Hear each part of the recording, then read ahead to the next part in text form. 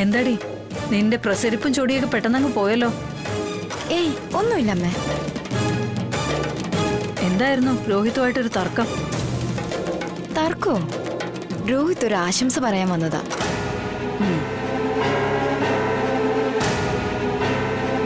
വാ.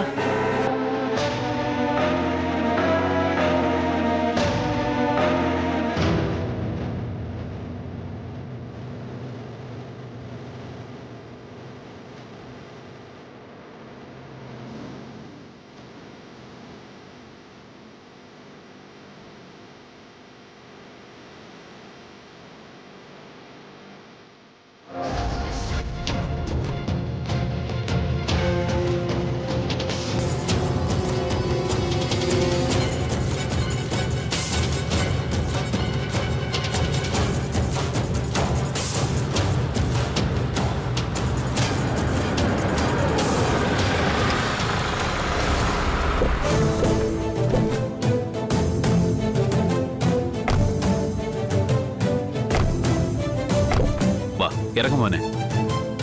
അയ്യോ അച്ഛനെതിനാ. വാ വാ.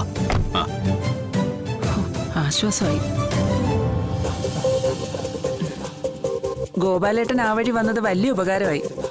അല്ലെങ്കിൽ ആ വഴിയിൽ അവിടെ ഞങ്ങൾ പെട്ടുപോയേനെ. കല്യാണ ചെറുക്കനെ ഒരു ഓട്ടോ പിടിച്ചോണ്ട് അമ്പലത്തിലേക്ക് കൊണ്ടുവരാൻ പറ്റുമോ? ആ CI ഒരുമാതിരി പൂർവ്വവൈരാഗ്യം തീർക്കും പോലെ. സാധാരണ കായൽറാണി ഗ്രൂപ്പിന്റെ പേരൊക്കെ പറയുമ്പോ എല്ലാ ഓഫീസേഴ്സും അല്പം മര്യാദയൊക്കെ കാണിക്കുന്നതാ. അതൊരു പൂർവ്വ വൈരാഗ്യം തന്നെ അരവിന്ദ. വിശദമായ കഥകളൊന്നും പറയാൻ സമയം കിട്ടിയിട്ടില്ല. എൻ്റെ മക്കളുടെ ജീവിതം തകർക്കാൻ ഒരുങ്ങി പുറപ്പെട്ട ഒരു സംഘം ആൾക്കാരുണ്ട്. പണവും പ്രതാപവും ആൾബലവും ഒക്കെ ഉള്ളവരാ അവര്. എൻ്റെ മക്കളുടെ കാര്യം നോക്കേണ്ടത് എൻ്റെ കടമയായി പോയില്ലേ? ആഹാ, അങ്ങനെ ഒരു ടീമൊക്കെ ഉണ്ടോ? ഇനി എന്തായാലും അതൊന്നും ആലോചിച്ച് വിഷമിക്കണ്ട. നമ്മളൊക്കെ ബന്ധുക്കളാകാൻ പോവല്ലേ. വരൂ, നമുക്ക് അങ്ങോട്ട് പോവാം. വരൂ, വാടാ.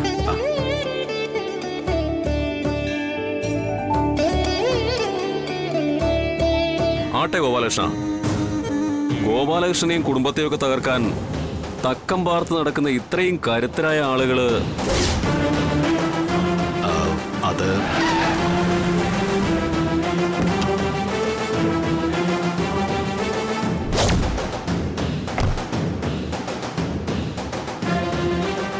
ആ സുസ്മിതയോ?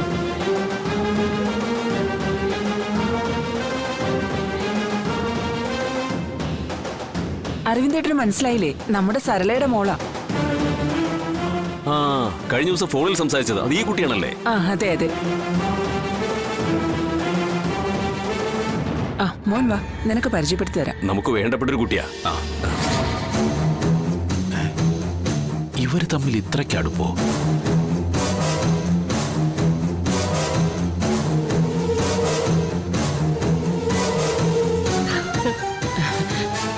മോന് മനസ്സിലായോ ഇതാരാണെന്ന്? സർലാൻഡിയുടെ മോളല്ലേ? ആ, ഇപ്പൊ ആന്റി പറഞ്ഞു കേട്ടിട്ട് പറഞ്ഞതായിരിക്കും. അല്ലാതെ ഇവൻ എങ്ങനെയാ എന്നെ പരിചയം? ഞങ്ങളൊക്കെ കുട്ടികളായിരിക്കുമ്പോ പരസ്പരം കണ്ടിട്ടുള്ളതല്ലേ. എന്നാലും ദീപകിന് കല്യാണപ്രായ എന്ന് പറഞ്ഞപ്പോ എനിക്കങ്ങോട്ട് വിശ്വസിക്കാൻ പറ്റുന്നില്ല. സരള ചിലപ്പോ പറഞ്ഞു കാണും അമ്മയുടെ കാര്യം. എത്ര നാള് മുന്നോട്ടുണ്ടെന്നൊന്നും അറിയില്ല. അമ്മയുടെ ചെല്ലക്കുട്ടിയായിരുന്നു ഇവൻ. ഇവന്റെ കല്യാണം കഴിഞ്ഞ് കാണുമെന്ന് അമ്മയുടെ വലിയ ആഗ്രഹമായിരുന്നു. ഇപ്പോ ഹോസ്പിറ്റലിൽ നിന്ന് പുറത്തു വരാൻ പറ്റുന്ന കണ്ടീഷനിലല്ല. എന്നാലും പെണ്ണിനെയെങ്കിലും ഒന്ന് കാണിച്ചു കൊടുക്കാമല്ലോ. അതിനിടയിൽ ഇവനൊരു ആഗ്രഹം പറഞ്ഞു. പിന്നെ അത് വച്ചു നീട്ടണമെന്ന് ഞങ്ങളും കരുതി. അമ്മ വന്നില്ലേ മോളെ? അമ്മയ്ക്ക് നേരത്തെ നിശ്ചയിച്ച ചില ബിസിനസ് മീറ്റിംഗ്സ് ഉണ്ട്. വധുവരന്മാരെ ഒരു ദിവസം വീട്ടിൽ വിളിച്ച് വിരുന്നു കൊടുക്കാന്ന് അമ്മ പറയുന്നത്. ആന്റിയുടെ നമ്പർ എൻ്റെ നിന്ന് പോയതുകൊണ്ട് വിവരങ്ങളൊന്നും അറിയുന്നുണ്ടായിരുന്നില്ല. അന്ന് ആന്റിയുടെ നമ്പർ ഞാൻ അങ്കിളിനോട് ചോദിച്ചിട്ട് തന്നതുമില്ല. അയ്യോ, കല്യാണ തിരക്കിനിടയിൽ ഞാനതങ്ങ് വിട്ടുപോയി മോളെ. അങ്കിളിന് ബിസിനസ് തിരക്കുകളൊക്കെ ഉള്ളതല്ലേ, ശല്യപ്പെടുത്തണ്ടെന്ന് കരുതിയാ ഞാൻ. പിന്നെ അതിനിപ്പോ എന്താ മോളെ, നമ്പർ ഇപ്പൊ തരാലോ. സേവ് ചെയ്തു.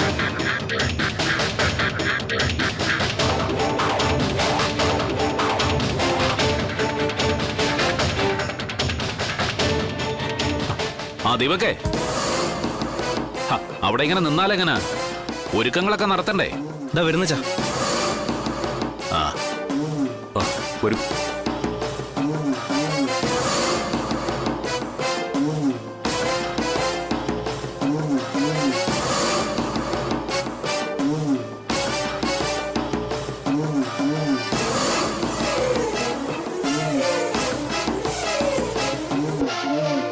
എവിളി ഞങ്ങളുടെ ഫാമിലി ഫ്രണ്ടിന്റെ മോളാ ഗോപാലേട്ടാ.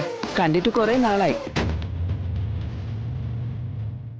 അവളെ കണ്ടപ്പോ ഒന്ന് കുശലം വന്ന് നിന്നേ ഉള്ളൂ.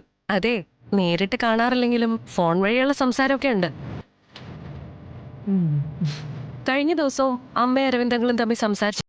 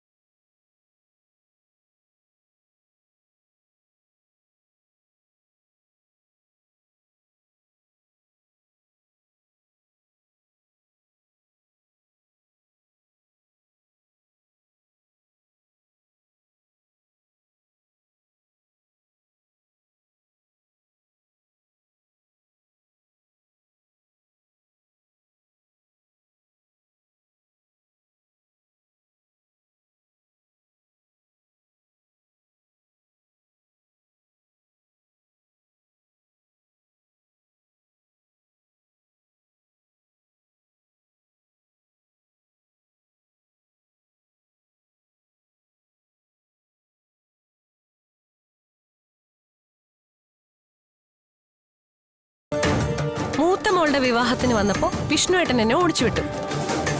ഞാൻ എന്ത് തെറ്റ് ചെയ്തിട്ടാണാവോ? ആ, ഒരുപക്ഷെ ശാലിനിയും വിഷ്ണുവേട്ടനും ഒക്കെ പറഞ്ഞു കേട്ടതനുസരിച്ച് അങ്കിളുടെ മനസ്സിലും എന്നോട് ദേഷ്യം ഉണ്ടായിരിക്കും. ഞാൻ അങ്കിളുടെ മകളുടെ കല്യാണം മുടക്കുവോന്നൊരു സംശയം ഉണ്ടാവും. ഒരു പെണ്ണിന്റെ മാംഗല്യ യോഗം തടയാൻ മാത്രം ദുഷ്ടയാണോ അങ്കിൾ ഞാൻ? ഞാനൊരു പെണ്ണല്ലേ അങ്കിൾ? കഴുത്തിൽ താലി വീഴുമ്പോ ഒരു പെണ്ണിനുണ്ടാവുന്ന സന്തോഷവും അത് അറ്റുപോകുമ്പോ ഉണ്ടാവുന്ന സങ്കടമൊക്കെ ഒരുപോലെ അറിഞ്ഞവളാ ഞാൻ. ആരെങ്കിലും പറയുന്നത് കേട്ട് വിശ്വസിക്കുന്ന ആളല്ല സുസ്മിതേ. അങ്ങനെ ആയിരുന്നെങ്കിൽ എന്നേ നമ്മൾ തമ്മിൽ വിശദമായൊന്ന് പരിചയപ്പെടുമായിരുന്നു. കാരണം എന്റെ മക്കളുടെ ജീവിതത്തിൽ പുഴുക്കുത്തുണ്ടാക്കുന്ന പുഴുക്കളെ പിഴുതു കളയണമെന്ന ഉറച്ച തീരുമാനത്തിലാ ഞാൻ. പിന്നെ എന്റെ മകളുടെ കല്യാണം മുടക്കുമോ എന്നുള്ള സംശയം. അങ്ങനെ ഉണ്ടായിരുന്നെങ്കിൽ നീ ഇപ്പൊ എന്റെ മുന്നിൽ ഇങ്ങനെ നിവർന്നു നിന്ന് വർത്താനം പറയില്ലായിരുന്നു. ഈ അമ്പലവളപ്പി കടക്കുന്നതിന് മുമ്പേ കാല് വെട്ടി ഞാൻ നിലത്തിട്ടേനെ. നേരത്തെ പറഞ്ഞതുപോലെ ഗോപാലകൃഷ്ണനുമായി വേണ്ടത്ര പരിചയമില്ലാത്തോണ്ട് നിനക്കെന്റെ മുന്നിൽ നിന്ന് ഏകാംഗ നാടകം നടത്താനുള്ള ധൈര്യം ഉണ്ടായത്. ഭൗതിക ജീവിതം വേണ്ടാന്ന് വെച്ച് കാഷായ ഇട്ടവനാ ഞാൻ. ഇനിയുള്ള ഓരോ ശ്വാസവും എൻ്റെ മക്കൾക്ക് വേണ്ടി മാത്രമാണ്. അവരുടെ ജീവിതത്തിൽ കുളം കുത്തി കളിക്കാൻ ഒരാൾ ഇറങ്ങിയ അയാൾക്ക് മാനസാന്തരം ഉണ്ടാവണമെന്ന് ഭഗവാനോട് പ്രാർത്ഥിക്കാനല്ല ഗോപാലകൃഷ്ണൻ പോകുന്നത്. സരളയുടെയോ സദാനന്ദന്റെയോ മോളോ മോനോ ആരായാലും കൊന്നിട്ട് നേരെ ജയിലിലേക്ക് പോകും.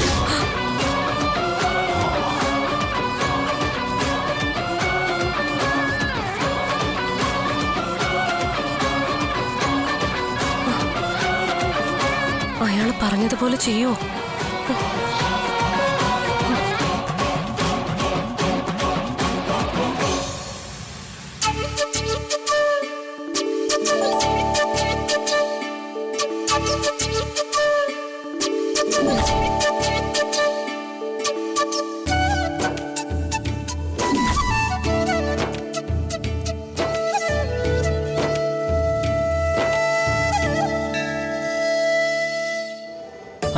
ശരിയേ. രോഹിത്തോ? ഇവിടെ രാജീവ് സാറിനെ കണ്ടില്ലല്ലോ. കോളേജിൽ നിന്ന് UGC ടീമിന്റെ ഇൻസ്പെക്ഷനാ. മാറി നിൽക്കാൻ പറ്റില്ല. വരും. അല്ല, വേറെ പ്രശ്നമൊന്നുമില്ലല്ലോ. എന്ത് പ്രശ്നം? ഇപ്പോഴാ ഈ വിട്ടുവീഴ്ച ചെയ്ത് ജീവിക്കുന്നതിന്റെ ഒരു സുഖം അറിയുന്നത്. അമ്മയ്ക്കും അമ്മാവനും ഒക്കെ ഇപ്പൊ എന്നോട് വലിയ സ്നേഹ. അമ്മയാണെങ്കിൽ എന്നെ ഇപ്പൊ എങ്ങോട്ട് ഒറ്റയ്ക്ക് വിടുക പോലും ഇല്ല. ശരിക്കിപ്പോ അമ്മയെ പറ്റി പറയുമ്പോ വലിയ സ്നേഹമാണല്ലോ. സ്നേഹം അങ്ങോട്ട് കൊടുക്കണം, എന്നാലേ ഇങ്ങോട്ടും തിരിച്ചു കിട്ടൂ.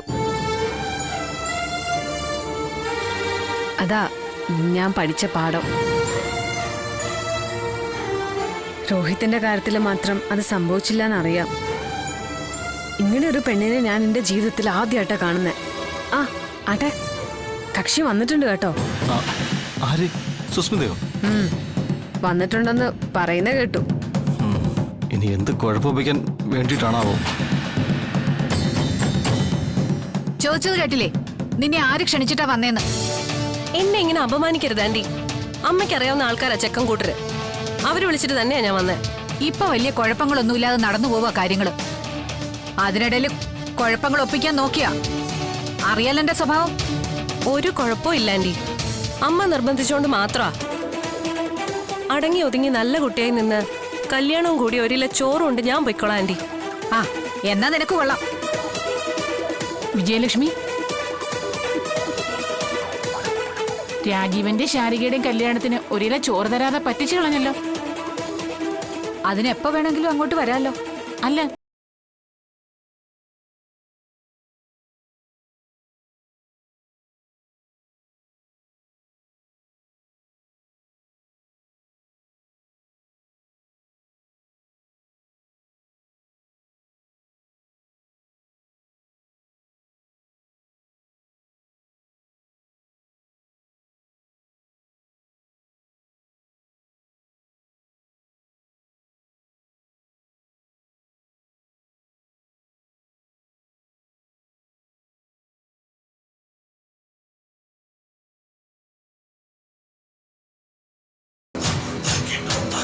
ഏതാ ആ സ്ത്രീ?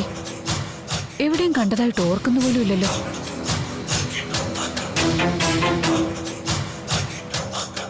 എന്റെ പഴയ നമ്പർ തന്നെ ആണല്ലോ എപ്പോഴും.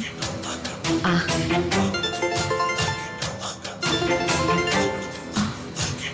ഹലോ,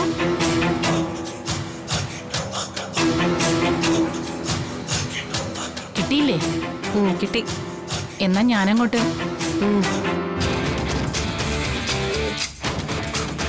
ഒരു ഫോൺ നമ്പർ എടുക്കാൻ രൂപ 500. ആ മുതലാവും.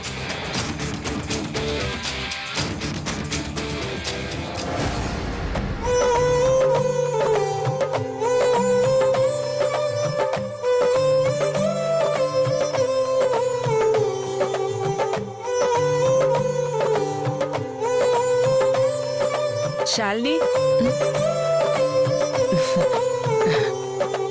ശ്യാമയുടെ ഒരുക്കൊക്കെ കഴിഞ്ഞില്ലേ മോളെ? ആ കഴിയുന്നേ. നിങ്ങളിൽ മൂത്ത ആളല്ലേ നിൽക്കുന്നേ?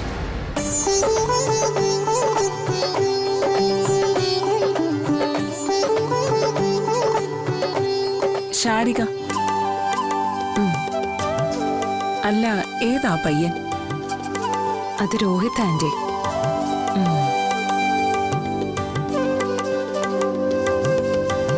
വിഷ്ണുവേട്ടന് സ്വന്തം അനിയനെ പോലെയാ. അച്ഛനും അമ്മയും ആരും ഇല്ലാത്ത ആളാ. ഞങ്ങളുടെ വീട്ടിലാ താമസം. ഞങ്ങളുടെ വീട്ടിലെന്ന് വെച്ചാ? എന്റെയും വിഷ്ണുവേട്ടന്റെയും വീട്ടില്. സത്യമ്മ സ്വന്തം മകനെ പോലെ രോഹിത്തിനെ കാണുന്നേ. എന്താ ആന്റി? ഒന്നുമില്ല, വെറുതെ ചോദിച്ചെന്നേ ഉള്ളൂ.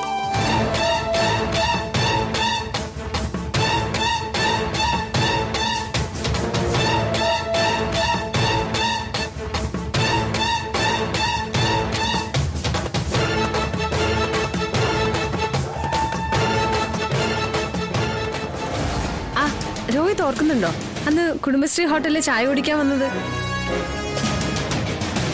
അതൊന്നും ഞാൻ മറന്നിട്ടില്ല.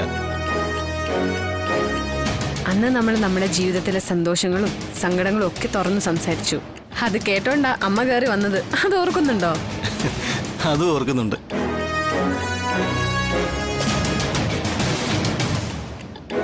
അന്നമ്മ വിചാരിച്ചത് എന്താണെന്നറിയോ? നമ്മൾ ഉടനെ തന്നെ പ്രേമിക്കുകയും നമ്മൾ രണ്ടാളും കല്യാണം കഴിക്കുകയും ചെയ്യുന്ന.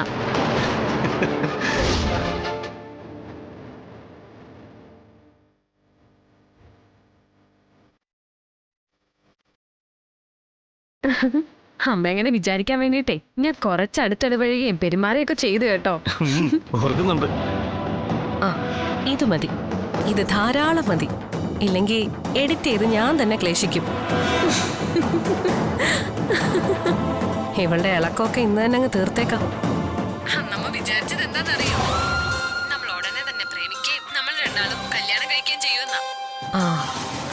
ഓഡിയോയും നല്ല ക്ലിയറാ.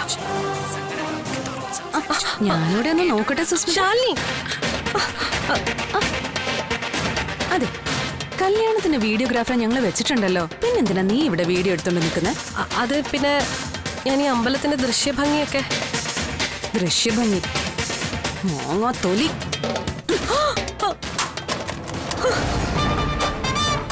എന്റെ ഫോൺ എന്തി കാണിച്ചേ? എത്ര ലക്ഷത്തിന് ഫോണാന്നറിയോ? നീ എത്ര ലക്ഷം മുടക്കിയെന്ന് പറഞ്ഞിട്ടും കാര്യമില്ല സുസ്മിത. മറ്റുള്ളവരുടെ സ്വകാര്യതയിലേക്ക് കടന്നു കയറാനുള്ള ടിക്കറ്റ് അല്ല ഇത്. ഇനിയും പരാതി ഉണ്ടെങ്കിൽ നീ കൊണ്ടുപോയി കേസ് കൊടുക്ക്. മറുപടി ഞാൻ അവിടെ ഒന്ന് ബോധിപ്പിച്ചോളാം. നിന്നെ ഞാൻ കാണിച്ചു തരാടി.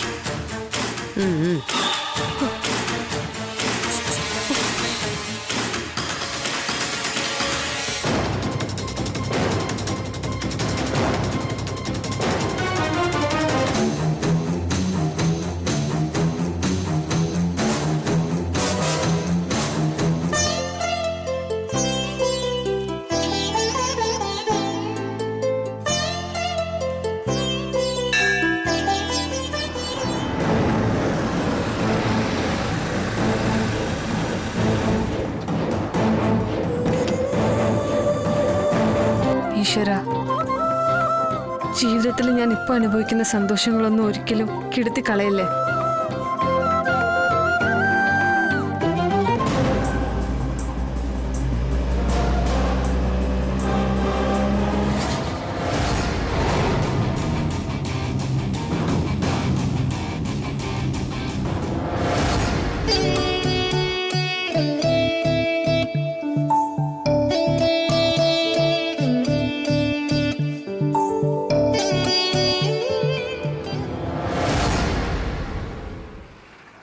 ഇതെന്തായാലും ബാറ്ററിയുടെ കുഴപ്പമില്ല.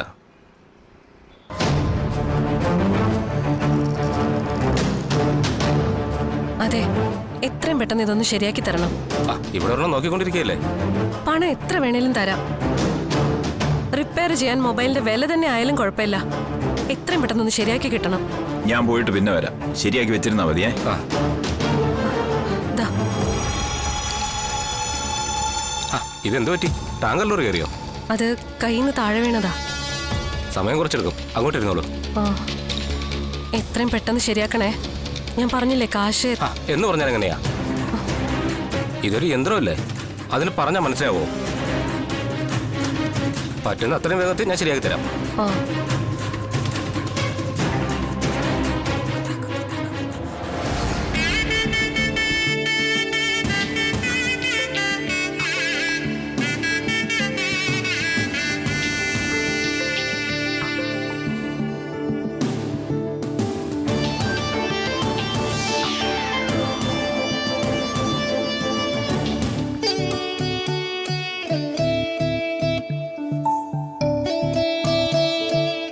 ആഹാ, ഗോപാലകൃഷ്ണൻ കണ്ടിട്ട് കുറെ കാലം ആയല്ലോ. ചിലപ്പോ അങ്ങനെ സംഭവിക്കാമല്ലോ. ഞാൻ ചോദിക്കാം. തിരുമേനി വൈകിയോ? ആ, മുഹൂർത്തമാകുന്നു, വൈകിക്കണ്ട. വരനും കൂട്ടരും എത്തിയല്ലോ അല്ലേ? അവരൊക്കെ എപ്പോഴേ എത്തി. നമസ്കാരം. നമസ്കാരം. വരൻ ഇങ്ങോട്ടിരിക്കാം. ഇരിക്കുമോനെ? ഇരുന്നോളൂ.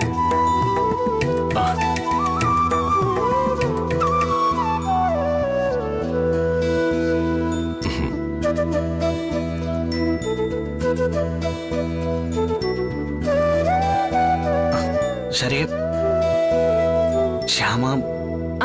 ചേച്ചി വിളിക്കും.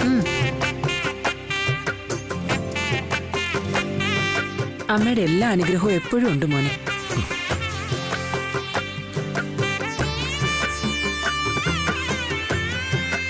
ഇനി വധുവിനെ വിളിച്ചോളൂ.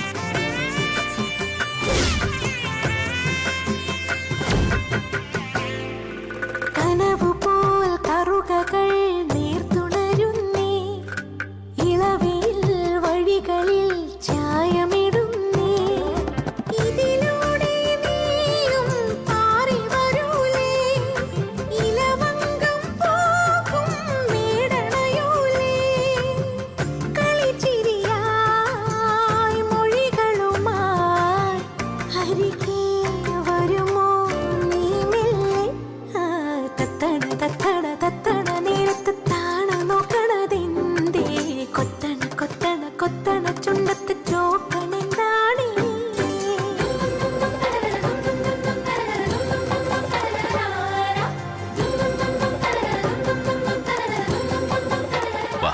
അച്ഛാ,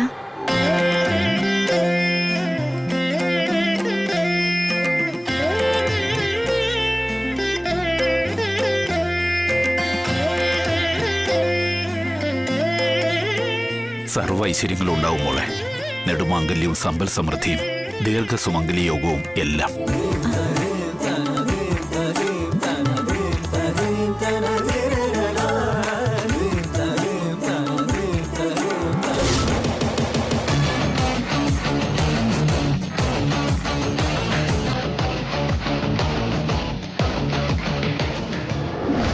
അമ്മേ അനുഗ്രഹിക്കണം.